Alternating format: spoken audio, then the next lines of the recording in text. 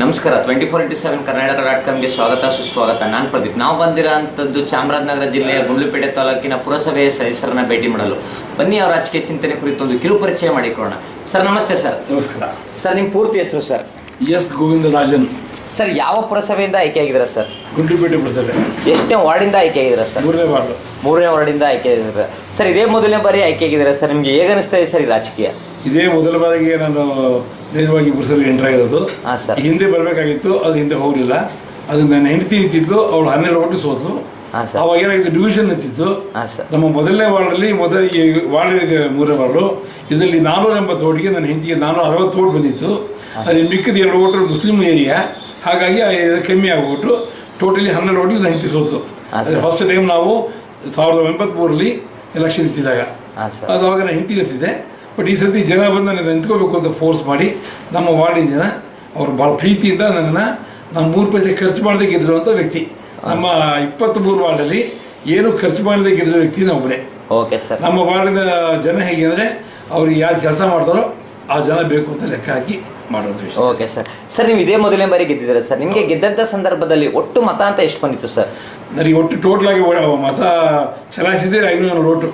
ಎಷ್ಟು? 500 ಓಟ್ ಆಗಿದ್ದಾರೆ ಅದರಲ್ಲಿ 217 ಓಟ್ ನನಗೆ ಬಂತು. ಎಷ್ಟು ಅಂತರದಿಂದ ಗೆದ್ದಿದ್ದೀರಾ ಸರ್? ನನಗೆ ನೆಕ್ಸ್ಟ್ ಸೋತ ವ್ಯಕ್ತಿ 174 ಓಟು ಬಂದಿತ್ತು ಅವರಿಗೆ.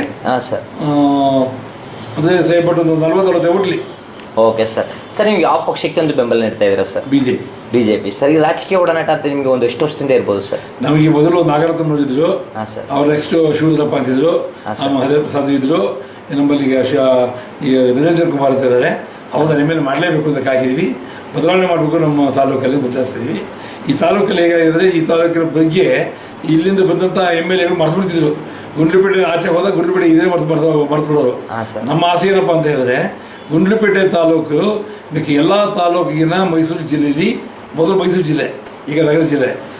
ಇದು ಆ್ಯಕ್ಚುಲಿ ಇಲ್ಲಿ ಮಣ್ಣಿನ ಹವಾಗುಣ, ಮಣ್ಣಿನ ಗುಣ ಇಲ್ಲಿ ಮಿಕ್ಕ ಎಲ್ಲ ತಾಲೂಕಿನ ಒಳ್ಳೆ ಉತ್ಕೃಷ್ಟವಾದ ಮಣ್ಣು. ಈ ಭೂಮಿಯಲ್ಲಿ ಏನು ಬೇಕಾದ್ರೂ ಬೆಳಿಬೋದು ನಾವು. ಇಷ್ಟು ಒಳ್ಳೆಯ ಭೂಮಿ ಇಟ್ಕೊಂಡು ಜನಕ್ಕೆ ನೀರು ಸಿಗ್ತಾ ಇಲ್ಲ. ನಮ್ಮ ಪಕ್ಕದಲ್ಲಿ ಮೂಲೆ ಹೊಳೆ ಅಂತ ಇದೆ.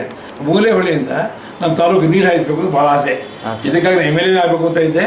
ಅವಕಾಶ ಏನು ಸಿಗೋದು ಗೊತ್ತಿಲ್ಲ, ಅದೇನಲ್ಲ ಜೀವನದಲ್ಲಿ ಏನಾಗಬೇಕು ಗೊತ್ತಿಲ್ಲ.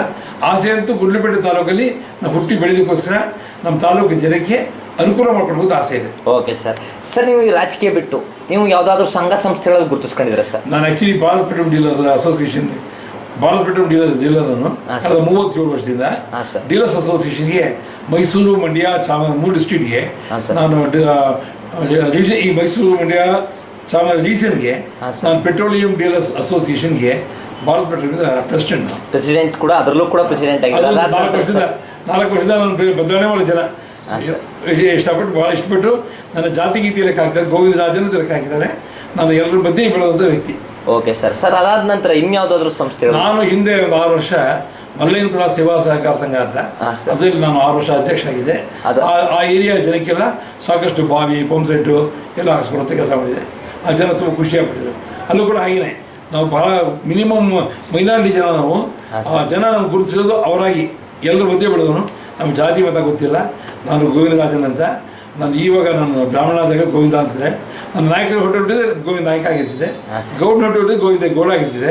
ಅಥವಾ ಮಾದರಿ ಹುಟ್ಟಿದ್ರೆ ಹರ್ಜನ್ ಹೊಟ್ಟೆ ನನ್ನ ಗೋವಿಂದ ಆಗಿರ್ತಿದೆ. ಇದು ಎಲ್ಲ ಒಂದೇ.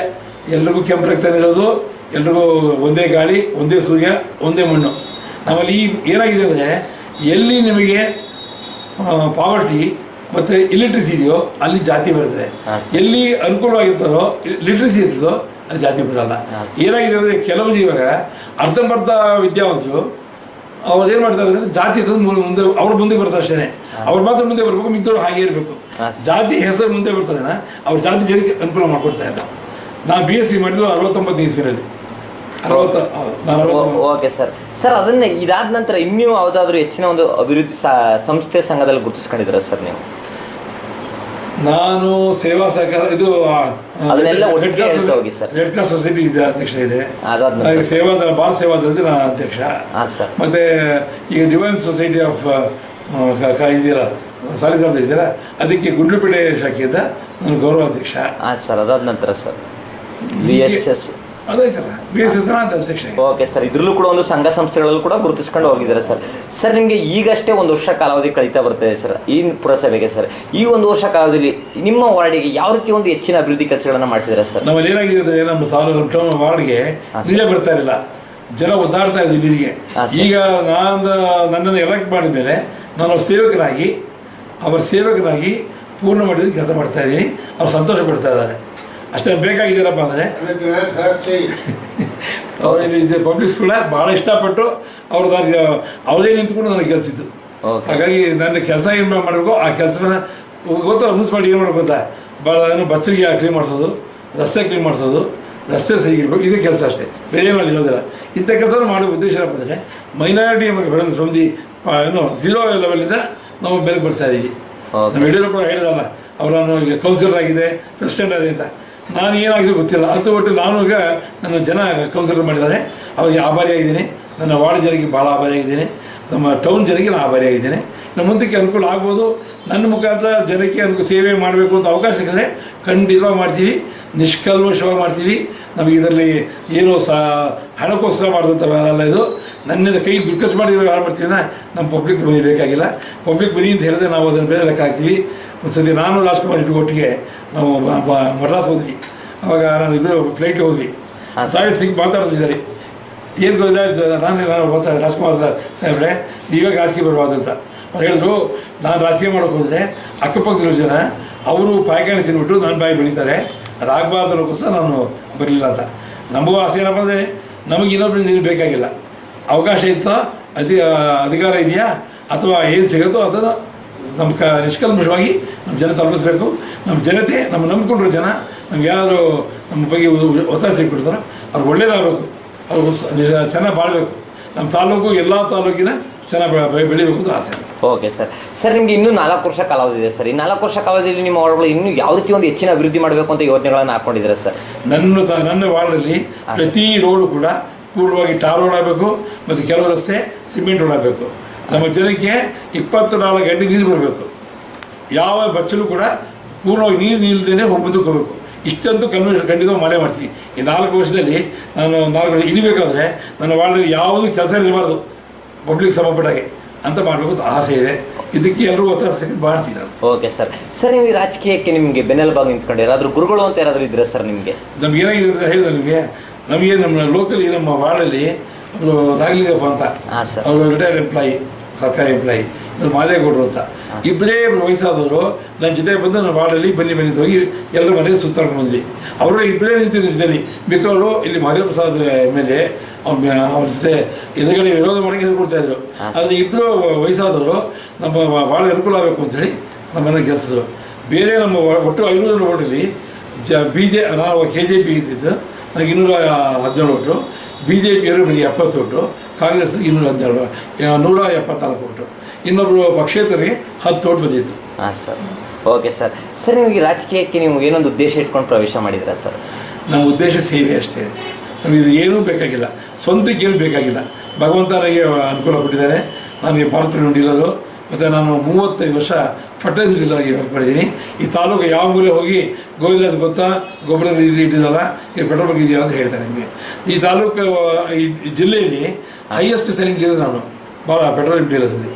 ಒಂದು ನೀವು ಜನಸೇವೆ ಮಾಡಬೇಕು ಅನ್ನೋ ಉದ್ದೇಶಪೂರ್ವಕವಾಗಿ ಒಂದು ಉದ್ದೇಶಪೂರ್ವಕವಾಗಿ ಒಂದು ಕಾರ್ಯನಿರ್ವಹಿಸ್ತಾ ಹೋಗ್ತಾ ಇದ್ದಾರೆ ಸರ್. ರಾಜಕೀಯಕ್ಕೆ ಪ್ರವೇಶ ಮಾಡಿದ್ದಾರೆ ಸರ್.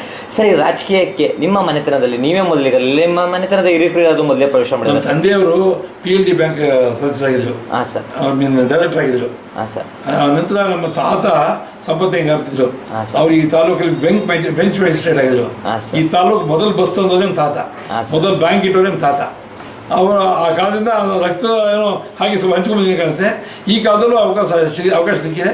ಅದನ್ನು ಒಂದು ರಾಜಕೀಯ ಕುಟುಂಬ ಅಂತ ಹೇಳ್ಬೋದು ಸರ್ ನಿಮ್ಮ ಕುಟುಂಬ. ಅದು ಹೇಗೆ ಅಂತ ಏನಾಗಿದ್ರೆ ನಮ್ಮಲ್ಲಿ ಸ್ವಲ್ಪ ರಕ್ತ ಹೀಗೆ ಹಂಚ್ಕೊಂಡು ಬಂದಿದೆ ಸ್ವಲ್ಪ. Okay sir. ಸರ್ ನಿಮಗೆ ಏನಾದರೂ ಒಂದು ಅವಕಾಶ ಏನಾದರೂ ಸಿಕ್ಕಿದ್ರೆ ಸರ್, ಈ ಪುರಸಭೆ ವ್ಯಾಪ್ತಿ ಬಿಟ್ಟು ಒಂದು ಜಿಲ್ಲಾ ಪಂಚಾಯತಿ ಆಗ್ಬೋದು, ಒಂದು MLA ಆಗ್ಬೋದು ಸರ್, ಕಾಂಪೀಟ್ ಮಾಡಬೇಕು ಅಂತ ಏನಾದರೂ ಆಸೆ ಆಕಾಂಕ್ಷೆಗಳು ಇಟ್ಕೊಂಡಿದ್ದಾರೆ ಸರ್? ಹಿಂದೆ ಇತ್ತು, ನನಗೆಲ್ಲ ಅವಕಾಶ ವಿಚಾರ ಭಾಳ ಚೆನ್ನಾಗಿತ್ತು. ಏನಾಯಿತು ಅಂತಂದರೆ ಇದು ಹೇಳಿದಂತ ನಮಗೆ ಹೇಳಿದಾಗಲ್ಲಿ ಏನಾಗಿದೆ ಅಂದರೆ ನಮಗೆ ನಾವು ಬ್ರಾಹ್ಮಣನ ಒಂದಕ್ಕೆ ಹಾಕ್ಬಿಟ್ಟು ಈ ಏರಿಯಾದವರು ಇಲ್ಲಿ ಲಿಂಗಾಯತ ಅಧಿಕವಾಗಿದ್ದಾರೆ, ಅವ್ರಿಗೆ ಟಿಕೆಟ್ ಕೊಡಬೇಕು ಅಂತ ಮೇಲ್ಗಡೆ ಪಾಪ ಜನಕ್ಕೆ ಇಷ್ಟ ಆದರೂ ಕೂಡ ಅವಕಾಶ ಸಿಗ್ತಾ ಇರಲಿಲ್ಲ. ಸೊ ಅವಕಾಶ ಹೇಳಿ ಬರೋಲ್ಲ. ನಾವು ಕಳಸತಿ ನಿಂತ್ಕೋಬೇಕು ಅಂದರೆ ಒಂದು 3 ವರ್ಷ ಹಿಂದೆ ನಾನು ಕಾಂಪಿಗಳು ಮಾಡಿದ್ದೆ. ಅದನ್ನು ನಮ್ಮ ಸ್ನೇಹಿತರು ಶಿವಮಲ್ಲಪ್ಪ ಅಂತ ಇದ್ಕೊಂಡ್ರು, ಅವ್ರು ತುಂಬ ಆತ್ಮೀಯ ನಮಗೆ, ಅವ್ರಿಗೋಸ್ಕರ ಬಿಟ್ಟರೆ ಮಾಡ್ತೇನೆ. Okay sir. ಸರ್, ನಿಮ್ಮ ವಾರ್ಡ್ಗೆ ಒಂದು ನಿಮಗೆ ಬರುವಂಥ ವಾರ್ಡ್ಗಳಿಗೆ ಸರ್ ಒಂದು ದೊಡ್ಡ ಮಟ್ಟದಲ್ಲಿ ಅಂದರೆ MLA MP ಇವ್ರುಗಳ ಕಡೆಯಿಂದ ಒಂದು ದೊಡ್ಡ ಅನುದಾನ ತಂದು ಏನಾದರೂ ಒಂದು ಅಭಿವೃದ್ಧಿಗಳನ್ನ ಮಾಡಬೇಕು, ಚೆನ್ನಾಗಿ ಒಂದು ನಮ್ಮ ವಾರ್ಡ್ ಚೆನ್ನಾಗಿರಬೇಕು ಅನ್ನೋ ಉದ್ದೇಶದಿಂದ ಏನಾದರೂ ಒಂದು ಯೋಜನೆಗಳನ್ನು ಹಾಕೊಂಡಿದ್ರೆ ಸರ್ ಅವ್ರ ಕಡೆಯಿಂದ? ಇಲ್ಲ, ಅಲ್ಲಿ ಏನು ಮಾಡಬೇಕಾದ್ರೂ ಕೂಡ ಏನಾಗಿದೆ, ಟೋಟಲಿ ನೀರಿನ ವ್ಯವಸ್ಥೆ ಒಂದೇ ವ್ಯವಸ್ಥೆ. ನಮ್ಮ ವಾರ್ಡ್ ಮಾಡಬೇಕಾದ್ರೆ ಸರಿ ನೀರಿನ ವ್ಯವಸ್ಥೆ 24 ನೀರು ಸಿಗಬೇಕು, ಒಂದು ವ್ಯವಸ್ಥೆ ಮತ್ತೇನು ಬೇಕಾಗಿದೆ ಜನಕ್ಕೆ. ಆ ಜನ ಪಾಪ ತುಂಬ ಹ್ಯಾಪಿಯಾಗಿದ್ದಾರೆ ನೀರಿನ ವ್ಯವಸ್ಥೆ ಅನುಕೂಲವಾಗಿ. ನೋಡಿ, ಮೊನ್ನೆ ನಮ್ಮ ಮಸೂದನ್ ಬಂದು ನಮ್ಮ ಮುನ್ಸಿಪಾಲಿಟಿಗೆ ಒಂದು ಶವ ಸಾಗಿಸೋ ವಾಹನ ಕೊಟ್ಟರು. ಶವ ಸಾಗಿಸೋ ವಾಹನ ಕೊಟ್ಟು ಒಂದು ಫಂಕ್ಷನ್ ಮಾಡಿದರು. ಅದು ನಾನು ಕೂತಿದ್ದೆ. ಅವರು ವಾಹನ ಕೊಟ್ಟರಲ್ಲ, ನಾನು ಹೇಳಿದೆ, ನೋಡ್ರಪ್ಪ ನಾನು ಪೆಟ್ರೋಲ್ ಕೊಡ್ತೀನಿ, ಇಲ್ಲ ಶವ ಸಾಗಿಸ್ಬೇಕು, ಯಾರು ದುಡ್ಡು ತೊಗೊಳ್ಬೇಡ, ಅದು ನಾನು ಪೆಟ್ರೋಲ್ ಕೊಡ್ತೀನಿ ಅಂತ ಹೇಳಿದೆ. ಯಾರಿಗೆ ಹೇಳಿದ್ರು, ಪೂರ 23 ವಾರ್ಡ್ ಜನಕ್ಕೂ ಯಾರೇ ಜನ ಹೋದರೂ ಕೂಡ ಅವ್ರು ಶವ ಸಾಗಿಸೋಕೆ ಫ್ರೀಯಾಗಿ ಹೋಗ್ಬೋದು ಅಂತಂದೆ.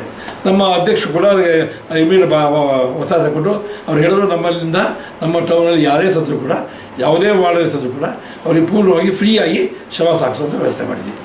ಮತ್ತು ಹಳ್ಳಿಗಳಿಗೂ ಕೂಡ ಭಾಳ ಮಿನಿಮಮ್ ಪ್ರೈಸಲ್ಲಿ ನಾವು ಶವಗಳನ್ನ, ಏಕೆಂದರೆ ನೀವು ಒಂದು ಶವ ಸಾಗಿಸ್ಬೇಕಾದ್ರೆ ಮನುಷ್ಯ ಜೀವ ಇರಬೇಕಾದ್ರೆ ಮಾಡ್ತಾರೆ, ಮನೆ ಒಳಗೆ ಕೂತ್ಕೊಳ್ತಾರೆ, ಸತ್ತಷ್ಟು ಬೀದಿಗೆ ಹಾಕ್ತಾರೆ. ಅವರ ಅಪ್ಪ ಅಮ್ಮ ಮಗ ಏನು ಲೆಕ್ಕ ಜನ, ಅಂಥ ಪೆದ್ದ ಜನ ನಾವು, ಅಂಥ ಹುಜ್ಜನ ನಾವು. ನಮಗೆ ಆ ಮನುಷ್ಯನ ಏನು ಅವನ ಗುಣ ಇದೆ, ಗುಣ ನೋಡಲ್ಲ, ಅದನ್ನು ಶವ ಅಂತ ಲೆಕ್ಕ ಹಾಕ್ತೀವಿ ನಾವು. ಅದು ತುಂಬ ತುಂಬ ಅಸಹ್ಯವಾದ ವಿಷಯ. ಅಂಥ ಅದು ವಿಷಯ ಏನಾಗುತ್ತೆ ಅಂದರೆ, ಸಾಮಾನ್ಯವಾಗಿ ವ್ಯಾನ್ಗೆ ಬೇಕು ಅಂದರೆ ಭಾಳ ದುಡ್ಡು ಕೊಡಬೇಕು, ಅಷ್ಟು ದುಡ್ಡು ಕೊಡೋಂಥ ಜನ ಇರೋದಿಲ್ಲ ಪಾಪ. ಅಂಥ ಟೈಮಲ್ಲಿ ಅವ್ರ ಹೆಣ್ಣು ಬಿಡ್ತಾರೆ ಹಾಕ್ತಾರೆ ಜನ. ಅದಕ್ಕೋಸ್ಕರ ನಮ್ಮ ಮಸೂದೆ ಕೊಟ್ಟಿರೋಂಥ ವಾಹನ ನಮ್ಮ ತಾಲೂಕಲ್ಲಿ ಯಾವುದೇ ಮೂಲೆಗೆ ಸಾಗಿಸ್ಬೇಕಾದ್ರೂ ಕೂಡ ಅವರಿಗೆ ಅನುಕೂಲ ಆಗೋದ್ರ ಮಾಡಿದ್ದೀವಿ. Okay sir. ಸರ್, ನಿಮ್ಮ ಪುರಸಭೆ ವ್ಯಾಪ್ತಿಯಲ್ಲಿ ಸರ್ ನಿಮ್ಮನ್ನು ಬಿಟ್ಟು ಇನ್ನು ಉಳಿದ ಸದಸ್ಯರುಗಳಿಗೆ, ಒಂದು ಅಧ್ಯಕ್ಷ ಆಗ್ಬೋದು, ಒಂದು ಉಪಾಧ್ಯಕ್ಷ ಆಗ್ಬೋದು ಸರ್, ಅವ್ರಗಳಿಗೆ ನಿಮ್ಮ ಕಡೆಯಿಂದ ಯಾವ ರೀತಿ ಒಂದು ಸಂದೇಶವನ್ನು ಹೇಳಕ್ಕೆ ಇಷ್ಟಪಡ್ತೀರಾ ಸರ್? ನಾವು ನಮ್ಮ ಜನಕ್ಕೆ ಗುಂಡ್ಲುಪೇಟೆ ಟೌನ್ ಎಲ್ಲ ಜನಕ್ಕೂ ಕೂಡ ಸರ್ ಅನುಕೂಲ ಆಗಬೇಕು. ಗುಂಡ್ಲುಪೇಟೆ ಟೌನ್ ಯಾವುದೇ ಜನ ಏನು ಅನುಕೂಲ ಕೇಳೋ ಕೂಡ ನಾನು ಗೆದ್ದಿರೋದು ಮೂಲೆ ಮಾಡೋದು ಕೂಡ ಎಂಟೈರ್ ಟೌನ್ ನಮ್ಮದು. ಎಂಟೈರ್ ಯಾವುದೇ ಮೂಲೆ ಜನಕ್ಕೆ ಏನು ಅನಾನುಕೂಲ ಆದರೂ ಕೂಡ ಅದನ್ನು ಸರಿಪಡಿಸುವಂಥದ್ದು ನಮ್ಮ ಕರ್ತವ್ಯ. ಹಾಗಾಗಿ ನಮಗೆ ನಮ್ಮ ಅಧ್ಯಕ್ಷರು, ಉಪಾಧ್ಯಕ್ಷರು, ನಮ್ಮ ಎಲ್ಲ ಮೆಂಬರ್ಸು ಕೂಡ ನನಗೆ ಸಹಕರಿಸ್ತಾರೆ. ನಾನು ಇಲ್ಲಿರೋ ಗೆದ್ದಿರೋಂಥ ಕೌನ್ಸಿಲರ್ಸ್ ನಾನೇ ಹಿರಿಯ, ಹಾಗಾಗಿ ನನಗೆ ತುಂಬ ಗೌರವ ಕೊಡ್ತಾರೆ. ನಮಗೆ ತೊಂದರೆ ಇಲ್ಲ. ಒಂದು ಒಟ್ಟಾಗಿ ಒಂದು ಕೂಡಿ ಒಂದು ಸಂದೇಶ, ಒಂದು ಜನತೆಗೆ ಮಾಡೋಣ ಅಂತ ಒಂದು ಸಂದೇಶವನ್ನು ಹೇಳಕ್ಕೆ ಇಷ್ಟಪಡ್ತಾರೆ ಸರ್. ಸರ್, ನಿಮಗೆ ಒಂದು ಕಡೆಯದಾಗ ಒಂದು ಪ್ರಶ್ನೆ ಸರ್. ನೀವು ಈ ರಾಜಕೀಯಕ್ಕೆ ಅಂದರೆ ನಿಮ್ಮ ಈ ಪುರಸಭೆಗೆ ಸರ್, ನೀವು ಗೆದ್ದಿರೋಂಥ, ನಿಮಗೆ ಮತ ಹಾಕಿರೋಂಥ ಜನತೆಗೆ ಸರ್, ನಮ್ಮ 24x7 ಕರ್ನಾಟಕ.com ಮೂಲಕ ನಿಮ್ಮ ಕಡೆಯಿಂದ ಯಾವ ರೀತಿ ಒಂದು ಕೃತಜ್ಞತೆಗಳನ್ನ ಹೇಳಕ್ಕೆ ಇಷ್ಟಪಡ್ತೀರಾ ಸರ್? ನಾನು ಬಹಳ ತುಂಬ ಹೇಳ್ತೀನಿ, ನಾನು ಹೇಳ್ತೀನಿ. ಹೃದಯ ಅದು ಗೊತ್ತಲ್ಲ ನಿಮಗೆ, ಅದು ಒಂದಿನ ಇರಲಿಲ್ವಲ್ಲ. ಮೊನ್ನೆ ನಮ್ಮಲ್ಲಿ ಪಾಪ ಒಬ್ಬರು ಹೃದಯ ಕೊಟ್ಟರಲ್ಲ, ಬೆಂಗಳೂರಲ್ಲಿ ಹೃದಯ ಕೊಟ್ಟು ಪಾಪ ಮಡ್ರಾಸ್ ಹೋಗಿ ಅಲ್ಲಿ ಅದು ಇನ್ನೊಬ್ಬ ಹುಡುಗಿ ಬಂತಲ್ಲ, ಹುಡುಗಿ ಕೊಟ್ಟರಲ್ಲ. ಹಾಗೆ ನೋಡಿ, ಹೃದಯ ಅದ ಅಂತ ಹೇಳ್ತಾ ಇದ್ದೀನಿ. ನಮ್ಮ ಜನ ಭಾಳ ಪ್ರೀತಿಯಿಂದ ಅದು ನನಗೆ ಎಲೆಕ್ಟ್ ಮಾಡಿದ್ದಾರೆ. ಅದು ಈ ಒಂದು ವಾರ್ಡ್ ಹೇಗೆ ಅಂದರೆ, ಇದು ನಾನು MLA ವಾರ್ಡ್ ಅಂತಾಗಿತ್ತು.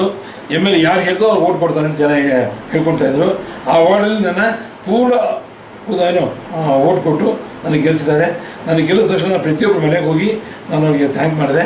ಆ ಟೈಮಲ್ಲಿ ಎಲ್ರಿಗೂ ಸ್ವೀಟ್ ಕೊಟ್ಟೆ, ಪ್ರತಿಯೊಬ್ಬರ ಮನೆಗೆ ಕೊಟ್ಟೆ ಸ್ವೀಟ್ ಕೊಟ್ಟೆ. ಯಾಕೆಂದರೆ ಎಲ್ಲರೂ ಓಟ್ ಆಗಿದೆ ನನಗೆ ಓಟ್ ಕೊಟ್ಟಿದ್ದಾಗಲಿ ಎಲ್ಲರೂ ಓಟ್ ಕೊಟ್ಟಾಗೆ ನನಗೆ ಕೌನ್ಸಿಲರ್ ಅಂದರೆ ಎಂಟೈರ್ ವಾರ್ಡ್ಗೆ ನನಗೆ ಗೆಲ್ಲಿಸಿದ ಜನ, ಎಂಟೈರ್ ಟೌನ್ಗೆ ನಾವು ಕೌನ್ಸಿಲರು. ಹಾಗೆ ಪ್ರತಿ ಜನಕ್ಕೂ ಕೂಡ ಈ ಟೌನ್ ಜನಕ್ಕೆ ನಾನು ಕೌನ್ಸಿಲರು. ಅದನ್ನು ಫ್ರಮ್ ದಿ ಹಾರ್ಟ್ ನಾನು ಹೇಳ್ತಾ ಇದ್ದೀನಿ. ನಾನು ಎಲ್ರಿಗೂ ಕೃತಜ್ಞನಾಗಿದ್ದೇನೆ. ನನ್ನ ಕೈಲಾಸವೇ 24 ಗಂಟೆಗೂ ನಾನು ರೆಡಿ ಮಾಡ್ತೀನಿ. ಬಟ್ ನನ್ನ ಫೋನ್ ಯಾವತ್ತೂ ಆಫ್ ಮಾಡಲ್ಲ. ನಾನು ಎಷ್ಟೋ ದಿನ ರಾತ್ರಿ 1 ಗಂಟೆ ಫೋನ್ ಮಾಡ್ತಾರೆ, ಸ್ವಾಮಿ ನೀರು ಬಂದಿಲ್ಲ, ಬೇಗ ಬೇಕು ಅಂತಾರೆ, ನೀರು ಬಂದಿದೆ ಅಂತ ಹೇಳ್ತಾರೆ, ನೀರು ಕಮ್ಮಿ ಬರ್ತಾ ಇದೆ ಅಂತ ಹೇಳ್ತಾರೆ. ಅವ್ರಿಗೆಲ್ಲರೂ ಆನ್ಸರ್ ಮಾಡುವಂಥ ಒಂದು ಮನಸ್ಸಿಗೆ ಕೊಟ್ಟಿದ್ದೀನಿ. ಯಾಕೆಂದರೆ ಆ ಜನನ ಗೆಲ್ಲಿಸೋದು ಏನು ಗೌರವ ಕೊಟ್ಟಿದ್ದಾರೋ ಆ ಗೌರವಕ್ಕೆ ನಾನು ಪೂರ್ಣವಾಗಿ ನಾನು ಶಿರಸಾವಹಿಸಿ ನಾನು ಸೇವೆ ಮಾಡಬೇಕು. ಈ ರೀತಿಯಾದ ಒಂದು ಕೃತಜ್ಞತೆಗಳನ್ನ ಅವ್ರೊಳಗೆ ಹೇಳಕ್ಕೆ ಇಷ್ಟಪಡ್ತಾರೆ ಸರ್. Okay sir. ನೋಡಿದ್ರಲ್ಲ ವೀಕ್ಷಕರೇ, ಒಬ್ರು ಹಿರಿಯ ರಾಜಕೀಯ ವ್ಯಕ್ತಿಯಾಗಿ ಸಾಕಷ್ಟು ಒಂದು ಅಭಿವೃದ್ಧಿ ಕೆಲಸಗಳನ್ನು ಮಾಡ್ತಾ ಇದ್ದಾರೆ. ಒಂದು 24 ಒಂದು ದೊಡ್ಡ ಒಂದು ಸಂಘ ಸಂಸ್ಥೆಗಳಲ್ಲೂ ಕೂಡ ಒಂದು ಗುರುತಿಸ್ಕೊಂಡಿದ್ದಾರೆ. ಇವರು ರಾಜಕೀಯ ಒಂದು ದೊಡ್ಡ ಮಟ್ಟದಲ್ಲೂ ಕೂಡ ಒಂದು ಅಭಿವೃದ್ಧಿ ಕೆಲಸಗಳನ್ನ ಮಾಡಬೇಕು ಅಂತ ಯೋಜನೆಗಳನ್ನು ಕೂಡ ಹಾಕೊಂಡಿದ್ದಾರೆ. ಇವರು ರಾಜಕೀಯ ಜೀವನ ಇದೇ ರೀತಿ ಸಾಗಲಿ ಅಂತ 2 ಮಾತುಗಳನ್ನ ಮುಗಿಸ್ತಾ ಇದ್ದೀನಿ. ನಮಸ್ಕಾರ. ಕ್ಯಾಮ್ರಾಮನ್ ಮದನ್ ಜೊತೆ ಪ್ರದೀಪ್, ಚಾಮರಾಜನಗರ. ಸರ್ ನಮಸ್ತೆ ಸರ್. ನಮಸ್ಕಾರ.